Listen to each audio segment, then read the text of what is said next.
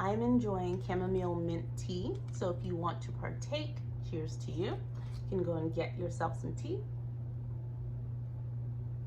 But let's dive in. I'm really excited about the things that I plan to make for the remainder of this month.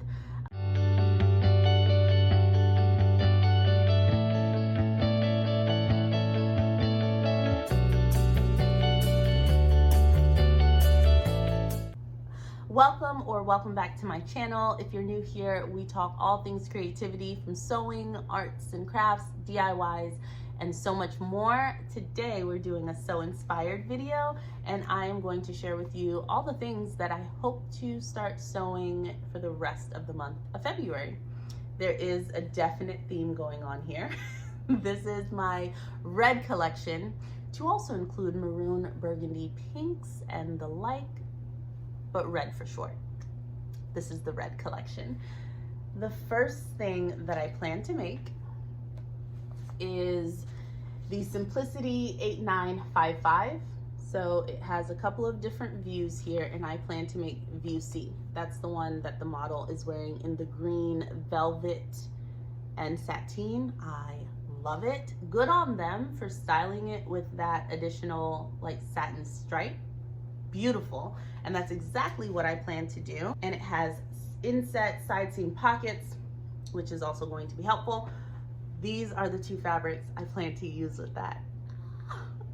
This is a gorgeous sateen fabric I already had in my stash, so I'm really happy that it's going to good use. I have about a yard of this left, and here is a wool-like fabric. I got this at Value Village. It was $7.99.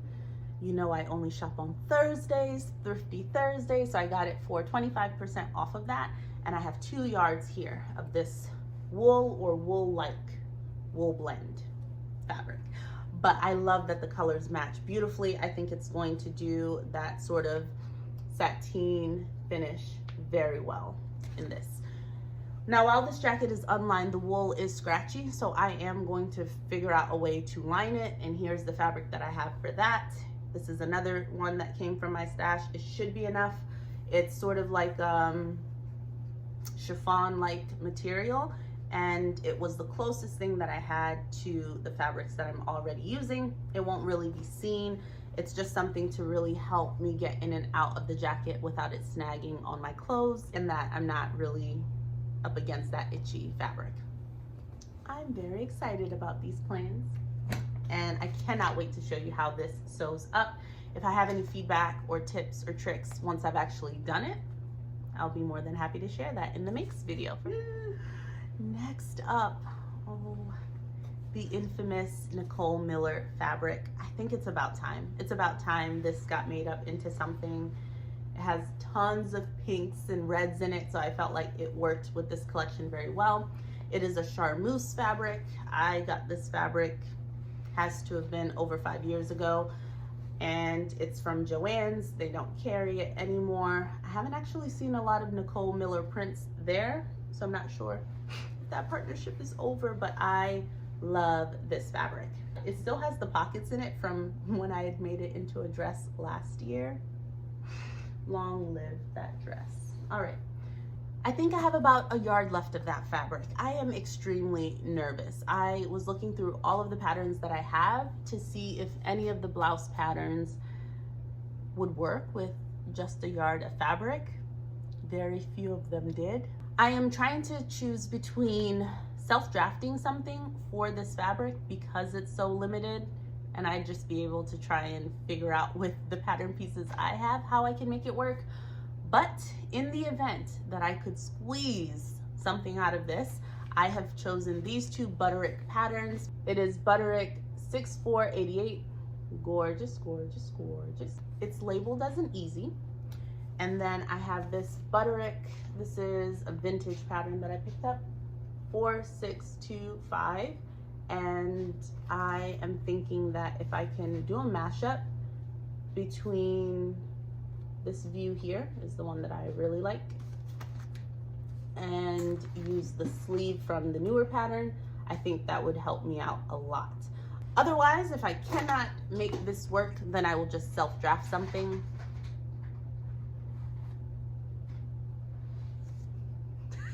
then I'll just self-draft something to use. Next up on the docket, I discovered this delicious fabric from G Street Fabrics in their clearance section. I was at the store with my aunt, which I hardly do. I don't go fabric shopping if I can avoid it with other people. I don't want to be rushed. I don't want anyone to not want to be there and really, you know, affect my energy when I'm shopping for fabric, but this was okay. I remember when I picked this up, she was like, what are you gonna do with that? Do you really want that? And so I put it back and I was like, maybe I don't really want it. But as we were checking out, I like just peeked back, saw it laying on the table where I had left it, and I was like, no, I want this fabric. And then she ended up getting some too. So there's that. When I saw it, I thought to myself, liquid leather. I don't know what about this fabric. It just has a certain sheen to it. Oh, it's gorgeous. Look at it. It's so beautiful. And the color of it, it's sort of like maroon. It's not a straight burgundy. I cannot describe it because when I put it up against other like burgundy like things, or like this seems like it has more of a purple undertone, and this has more of a brown, red, golden undertone. It's lovely. So with this, I want to make a gorgeous pleated skirt, and I am going to do the pleats myself using a pleat board that I made last year. So it's large, it's like double. I made it so that it's large enough for a maxi length skirt, but I plan to make my skirt midi length-ish with that burgundy fabric. I want it to drape here as we talk about this. So here's the pleat board. It creates 1/2 inch pleats, so they're very small. So I did a test run of this using the pleat board. Look at how gorgeous these pleats came out. This is after being washed and put in the dryer. So I wanted to just test to make sure they were permanently pleated in there and it wouldn't be a lost cause to spend all of it. Takes a long time. While the pleat board does make it easier and more uniformed, it is still a very, very long process. So I wanted to make sure if I put this in the washer machine, which is how I will most likely be washing this, that it will survive. And look at how gorgeous that is. In the black and white collection, I made this dress with the like contrasting fabric sleeve. Anyways, on the back of it, I used the pleat board. So I got a nice practice run at it. And I actually just did every other pleat. And it created 1 inch pleats with just a 1/2 inch insert. And that uses so much less fabric. And I don't know, so I'm just trying to determine like what I would like more. If I like how wide these pleats are versus the really thin pleat. I don't know. If you would like to, you can vote down below. Let me know what you think. But these are the options. They're either going to be really small and tiny, or they're going to be a bit wider and just have a shorter insert, which will use less fabric, which means that I have more to play around with and could make like a blouse. I don't know. Either way, pleated skirt for sure. With the pleat board, I tried a lot of different pleating techniques and methods last year because I know pleating is something I really want to do. Fabric manipulation, specifically pleating, is something right up my alley.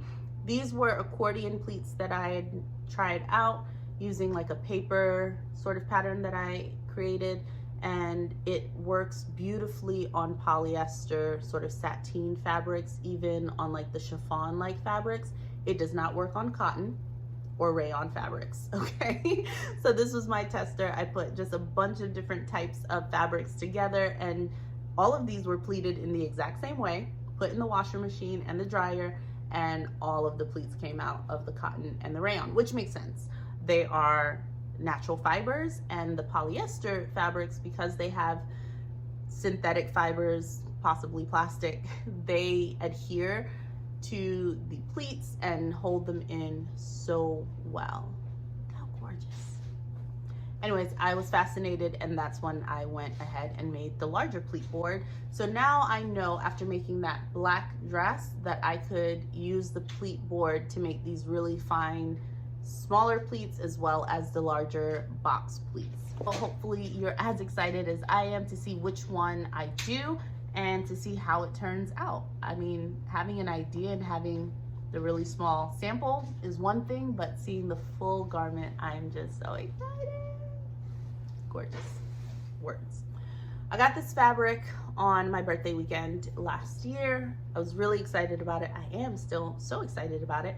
It's from G Street Fabric, and they still have it in stock, so I will link that one down below. I haven't been able to link a lot of stuff down below because I always get them on clearance or at the thrift store, so it feels nice that I can link something for you guys.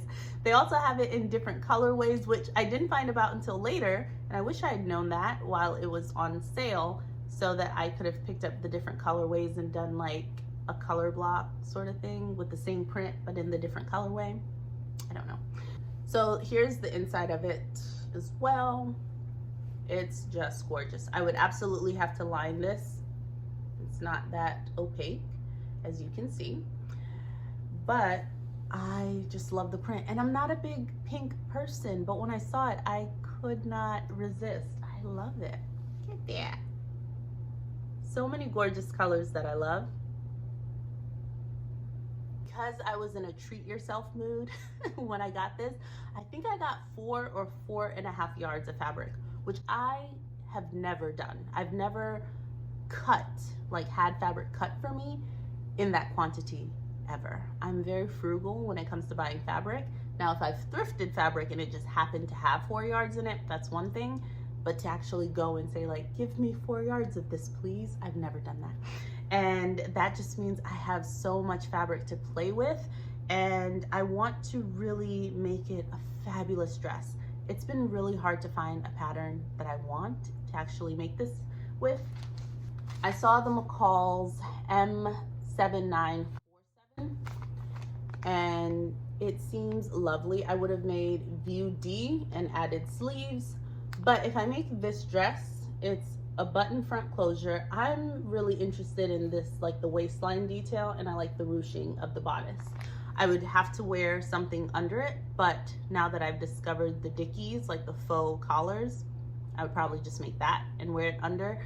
This dress, my issue is because of how light this fabric is, I don't know that I want to be bothered with buttons. That seems like a disaster waiting to happen. Like trying to sew buttonholes in this. I don't know. Then I found this vintage pattern, Simplicity 9900, and it's like a fit sort of pattern, so it's really about getting the absolute right fit. It has a semi-gathered bodice, and this full skirt in version C or version 3 is the one that I'm most interested in. It's very basic. I would probably put a different sleeve on it. I would not add, I think it comes with, or it wants you to add shoulder pads. I would not do that. I don't know. I would prefer to use a pattern, but honestly, I think this might end up being a self-drafted dress just because I haven't found anything that's really spoken to me that I think would be easy enough to sew in this chiffon-like fabric. And I don't want to be bothered with that. So you might see something that's reminiscent of these two. I just don't want it to look like every other dress that I've made. You know, this fabric is special to me. So I want it to be really nice. But if it ends up being a really beautiful tiered gathered skirt, just because I've made other beautiful tiered gathered skirts, shouldn't be a reason not to make it, right? I'm thinking gathered, something flowy and billowy that I can wear year round. That's what I want. My biggest tip when working with chiffon or, you know, really light fabrics like this is to starch them. Starch and press your garments, and it will give it a really nice rigid feel to it. So it makes cutting a lot easier, it makes sewing it up a lot easier, and that's most likely what I'll do with the bodice sections. Now we're getting to the honorable mentions. These are things that if I get to them, fine, but it's not a huge priority. One thing that I'm trying to learn and take with me into my future plans videos and just into my future sewing plans is to plan less in the month. When I look back to my black and white collection plans video, I think I had shared maybe 12 things. Who? Me? Like, I don't know why in my mind I was like, yeah, it's a blouse. You can do a jumpsuit and just all the things. It was a lot. It was a lot of stuff. Sewing for me needs to be about the joy of sewing, and it became like I was getting very anxious when I hadn't touched any of the white garments that I'd planned to make, like the different blouses that I had cut out, and I was just feeling really bad and feeling down. And that is not the point of my sewing journey and my sewing practice. It is to bring me calm and joy, and those fabrics are cut out. I know what I plan to make with them, so if and when I get to them, perfect. Like, I am in no rush to get those sewn up, and I just have to remind myself of that. So now that we're both reminded, keep me to that. But I do have 2 honorable mentions just because they were red, I guess, and I was like, yeah, bring them along. So I have this red, it's like a cotton jersey fabric that I got. This was also a Value Village find. It's a one-way stretch, so it doesn't stretch this way, but it does stretch up and down. So one-way stretch, and it's not the softest thing I've ever felt like up against my skin. So this in a sweater I think would be really nice.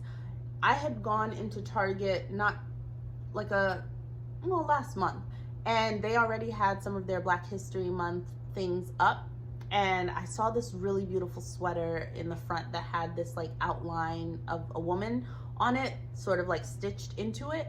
And if I could make like a simple sweater, this is McCall's 7839, like view B with the low profile neckline. If I can make a sweater and just do like my own little stitch detail, I've never done that on the sewing machine, so that would be nice to learn a new skill there. If I can do that, and possibly like they have a contrasting sleeve fabric, I can look into my stash and see if I have anything that would work well with this as a contrasting sleeve, and then use that color as the like detail for the, it's not embroidery,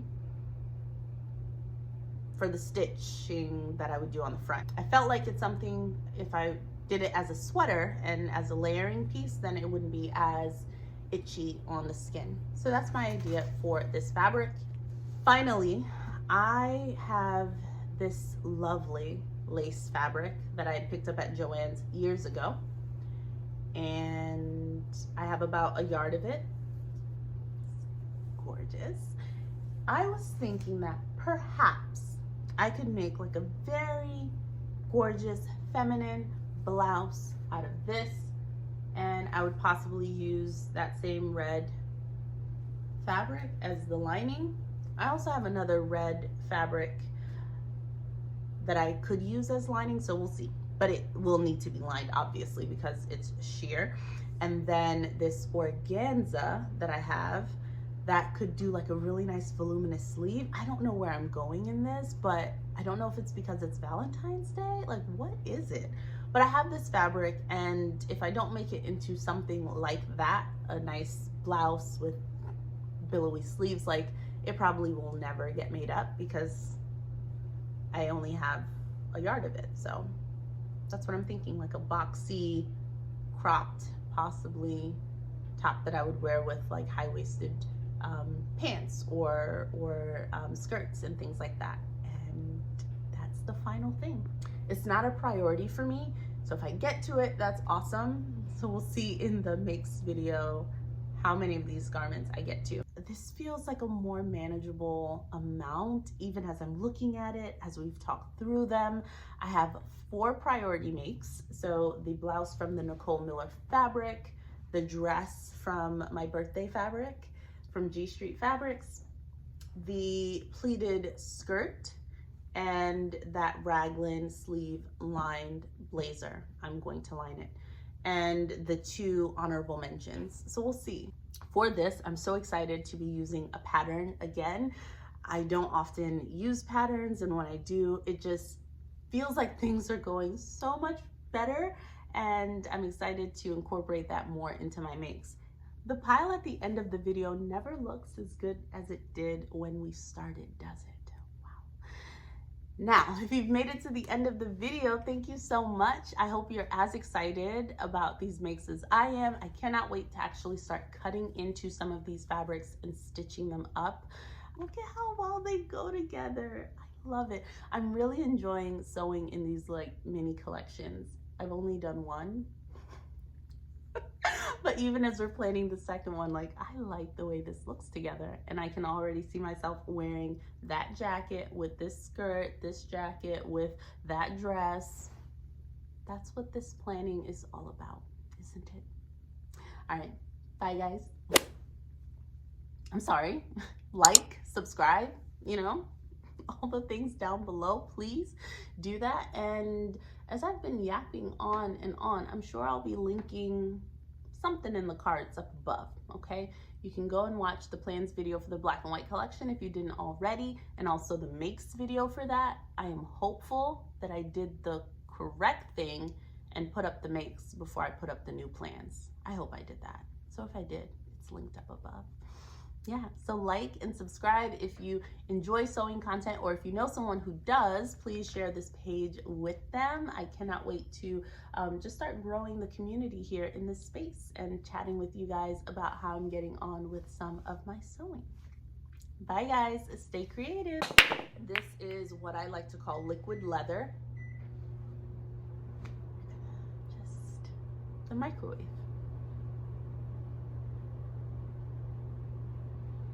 You have somewhere to go?